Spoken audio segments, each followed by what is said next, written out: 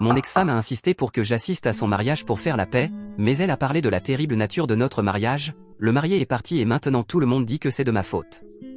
Il y a 2 jours, j'ai assisté au mariage de mon ex-femme, qui a été annulé, et tout le monde croit que c'est un peu de ma faute. Mon ex-femme Taylor, 29 ans, et moi, 30 ans, nous sommes rencontrés quelques années après notre diplôme. Nous étions stagiaires au même endroit et nous sommes devenus amis de cette manière. Elle était mignonne et drôle, alors je l'ai invitée à sortir et nous avons été en couple pendant 2 ans. Taylor a commencé à laisser entendre qu'elle voulait se marier. J'avais environ 24 ans à l'époque, donc je n'étais pas prêt à me marier, mais elle a commencé à s'impatienter et je lui ai proposé parce qu'elle me mettait la pression. C'était ma faute, je n'aurais pas dû céder, mais je n'y ai pas bien réfléchi. J'étais jeune et j'ai fait une erreur. Quoi qu'il en soit, nous nous sommes mariés et les choses ont empiré parce que, quelques mois seulement après notre mariage, elle a commencé à parler d'avoir des enfants.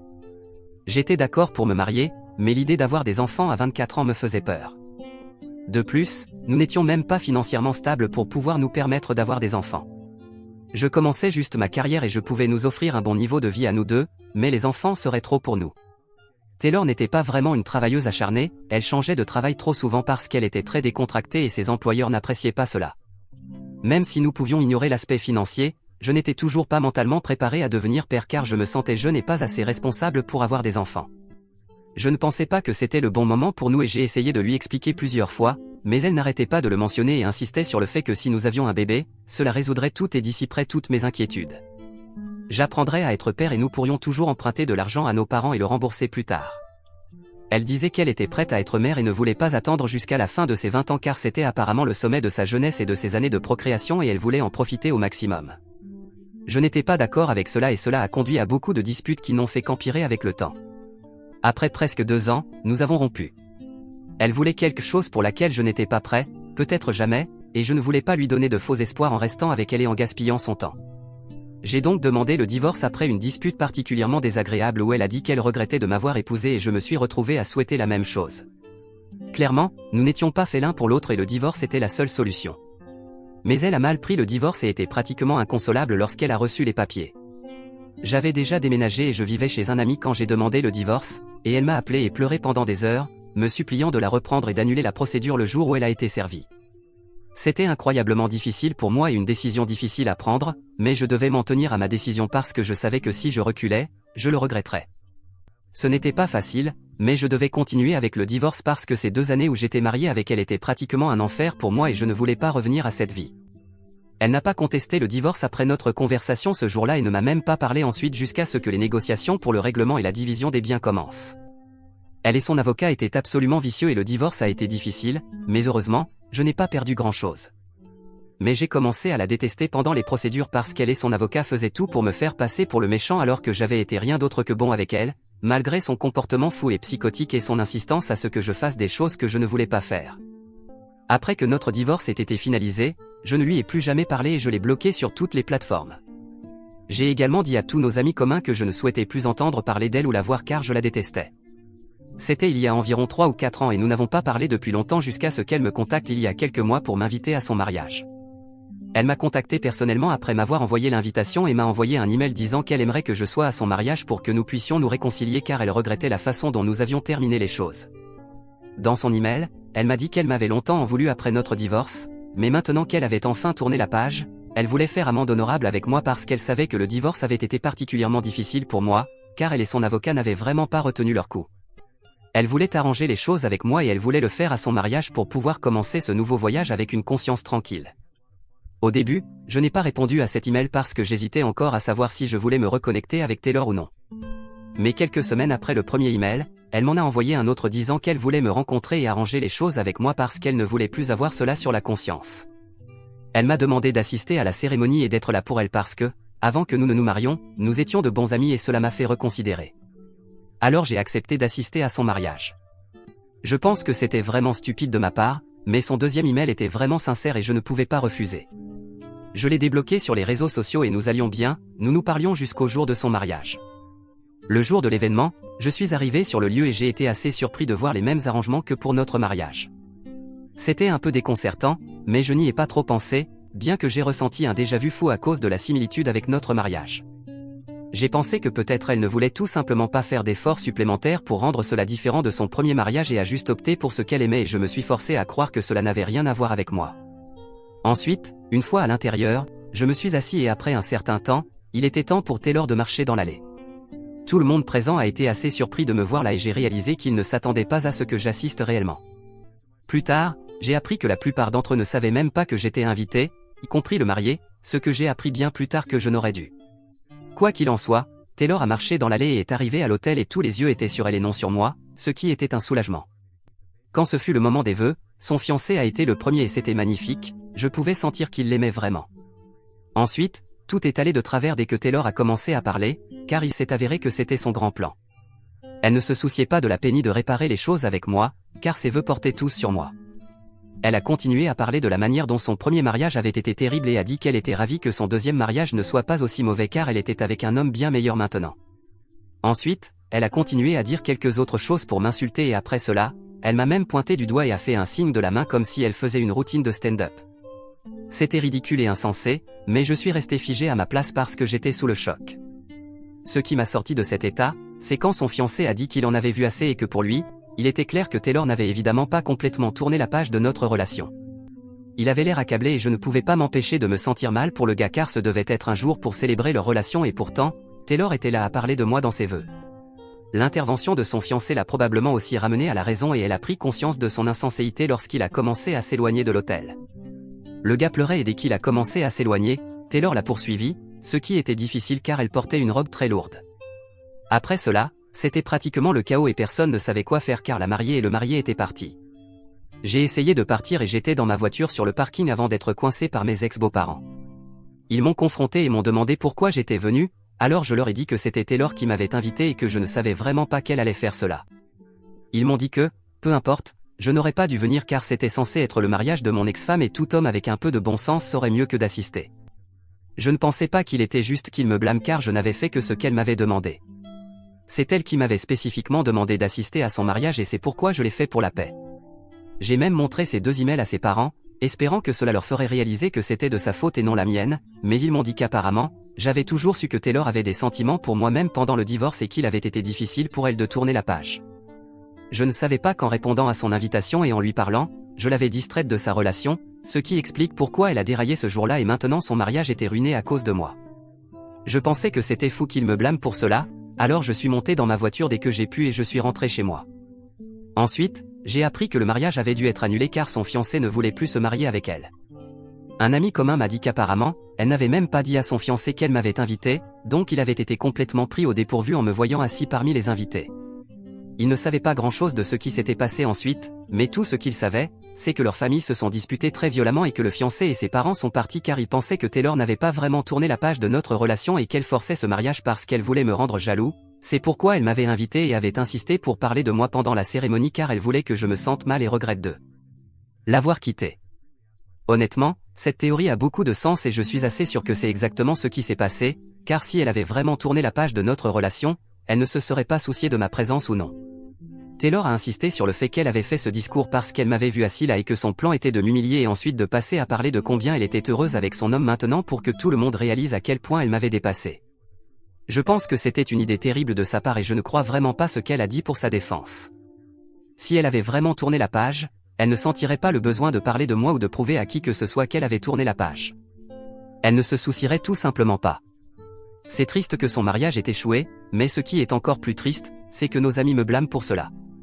Ils pensent que j'aurais dû refuser son invitation et la bloquer parce que j'avais toujours su qu'elle avait un faible pour moi et ils sont d'accord avec les parents de Taylor que mon implication dans sa vie à nouveau est ce qui l'a distraite et c'est pourquoi elle est devenue folle et a écrit ce discours stupide qui a ruiné son mariage.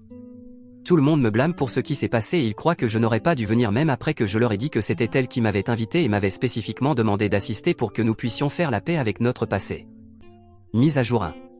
Une semaine s'est écoulée depuis le mariage et j'ai cessé de parler à tous nos amis communs. Je ne pense pas que ce soit juste qu'ils me blâment et me fassent me sentir mal pour ce qui s'est passé au mariage parce que ce n'était pas de ma faute. La plupart d'entre vous ont convenu dans la section des commentaires que je n'avais rien à voir avec ce qui s'est passé et j'ai à peine parlé avec elle dans les mois précédant le mariage. Je ne pouvais pas savoir qu'elle avait encore des sentiments pour moi et même si je le savais, je n'aurais pas pu prédire le discours qu'elle allait faire pendant ses vœux et en faire tout sur moi. Pour être honnête, je pense que ce qui s'est passé était pour le mieux.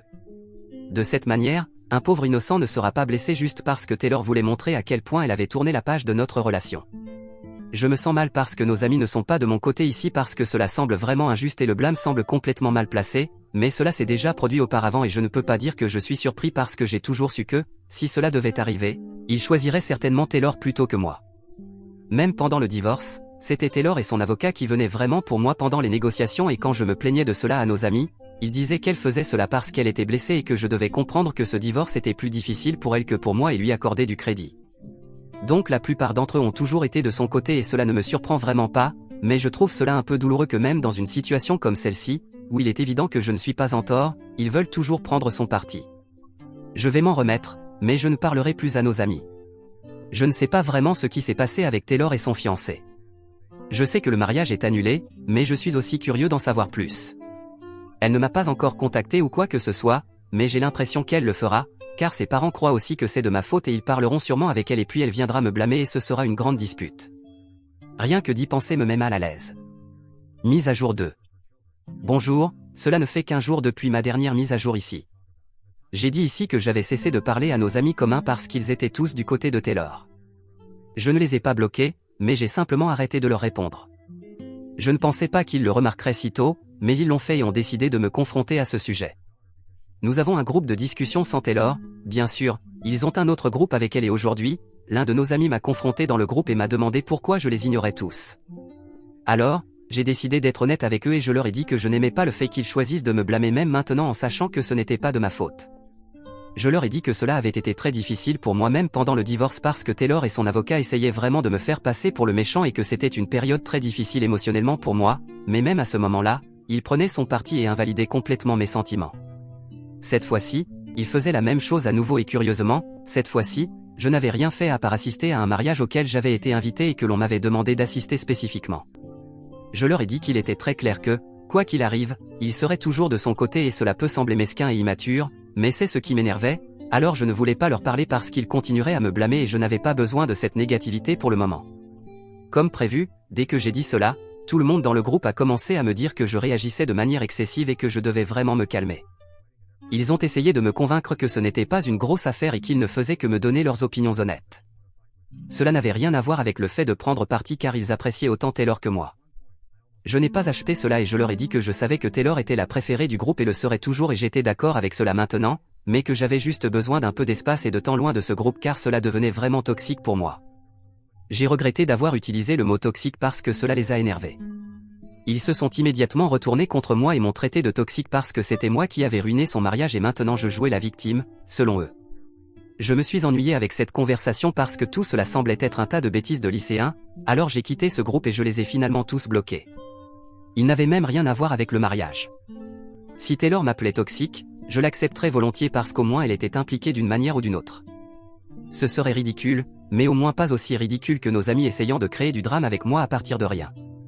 Ils sont probablement juste ennuyés par leur propre vie et veulent quelqu'un à détester, qui suis-je? Ils peuvent continuer à me détester, cela ne me dérange plus maintenant. Mise à jour 3. 10 jours se sont écoulés depuis le mariage et aujourd'hui, Taylor m'a finalement appelé. Je n'ai pas répondu parce que j'étais au travail, alors cela a été suivi par un tas de messages exigeant que je réponde à son appel et que je lui parle tout de suite. Pendant le déjeuner, j'ai décidé de lui rappeler et je me suis préparé pour une terrible dispute, ce que je m'attendais, mais étrangement, ce n'est pas pour cela qu'elle m'a appelé. Elle semblait plus calme et même un peu triste alors que je m'attendais à ce qu'elle soit furieuse. Elle m'a dit qu'elle voulait s'excuser pour tout et qu'elle voulait le faire en personne. Apparemment, dans les jours qui ont suivi l'annulation du mariage, elle s'est sentie terrible pour tout et même si ses amis et sa famille faisaient tout pour me rendre coupable ici et me mettre tout le blâme, cela ne la faisait pas se sentir mieux parce qu'elle savait que ce n'était pas la vérité. Dans sa tête, elle savait que c'était sa propre faute et qu'elle pouvait essayer de faire en sorte que cela ressemble à ma faute juste parce que j'étais là, mais la vérité était qu'elle voulait que cela se produise. Elle n'avait pas anticipé que son fiancé la quitterait à cause de ce qu'elle avait dit, mais elle était d'accord que si elle parlait encore de moi à son deuxième mariage, elle n'avait probablement pas vraiment tourné la page de notre relation. Cela faisait bizarre d'entendre tout cela de sa part, mais je me sentais aussi soulagé qu'elle assumait enfin ses erreurs.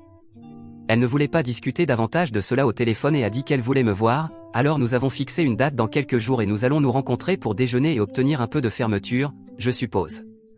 Mise à jour 4. Bonjour à tous, je viens de rentrer de mon déjeuner avec mon ex-femme. C'est une phrase que je n'aurais jamais pensé dire, mais nous y sommes. C'était assez agréable, bien qu'il y ait eu beaucoup de vérités inconfortables que nous avons dû aborder avant même de commencer le déjeuner. Nous nous sommes embrassés quand nous nous sommes rencontrés et c'était confortable et familier. Après cela, nous avons commencé à parler et elle m'a avoué qu'elle m'avait vraiment invité parce qu'elle voulait parler de moi et me montrer qu'elle ne me manquait plus, mais la vérité était que je lui manquais chaque jour et que le gars avec qui elle allait se marier était juste quelqu'un qu'elle essayait d'utiliser pour m'oublier. Mais cela ne fonctionnait pas et elle méritait complètement d'être humiliée devant tous ses amis et sa famille le jour de son mariage parce qu'elle mentait à lui et à elle-même. C'était une chose horrible qu'elle lui avait faite et elle ne gardait aucune rancune contre eux pour ce qu'ils ont dit le jour du mariage et les choses que sa famille lui a dites parce qu'à la fin de la journée, tout cela était vrai et il n'y avait aucun moyen de le nier. Je me sentais un peu embarrassé par cela parce qu'elle parlait essentiellement de toujours être amoureuse de moi et je savais que je ne l'étais pas, mais c'était une conversation que nous devions avoir peu importe à quel point cela nous mettait mal à l'aise. Alors nous avons persévéré et elle m'a dit qu'elle était toujours amoureuse de moi et l'avait toujours été. Il n'y avait rien qu'elle pouvait faire à ce sujet, alors elle l'a accepté au lieu d'essayer de montrer au monde qu'elle avait tourné la page. J'ai reconnu ses sentiments et je lui ai dit que, bien que je ne les réciproquais pas, j'étais toujours heureux qu'elle ait de l'amour pour moi dans son cœur. C'est toujours agréable de savoir que vous êtes aimé. Je lui ai dit que, bien que je ne puisse pas l'aimer de la même manière, je voulais toujours qu'elle soit heureuse et je lui souhaitais le meilleur. Elle a pleuré et quand je l'ai vue pleurer, je n'ai pas pu retenir mes larmes car c'était extrêmement émotionnel et cathartique pour nous deux. Nous avons perdu beaucoup de temps à nous haïr et je ne pense pas que nous voulions continuer à le faire maintenant que nous vieillissons tous les deux. Nous voulions juste que les choses soient paisibles, c'est tout. Nous avons donc promis de rester en contact et c'est ainsi que nous nous sommes séparés. Je ne peux pas dire que ce n'était pas difficile pour moi, ça l'était, mais je suis sûr que c'était plus difficile pour elle de me laisser partir en sachant que je ne l'aimerais probablement jamais de la même manière qu'elle m'aime. Cela m'a fait me sentir horrible à propos de moi-même, mais je sais que ce n'est pas de ma faute et que c'est pour le mieux. Elle mérite quelqu'un qui puisse lui donner tout ce qu'elle veut et la rendre vraiment heureuse et malheureusement, je ne pense pas que ce soit moi. J'ai essayé d'être cet homme pendant que nous étions mariés, mais nous savons tous comment cela s'est terminé. Depuis, je n'ai vraiment été avec personne. Je suis sorti à quelques rendez-vous ici et là, mais je ne pense pas que je sois du genre relation et il n'y a rien de mal à cela, mais je souhaite juste que Taylor trouve quelqu'un qui veuille exactement les mêmes choses qu'elle. Ce sera beaucoup plus facile pour moi de l'oublier si je sais qu'elle est avec quelqu'un de bien pour elle.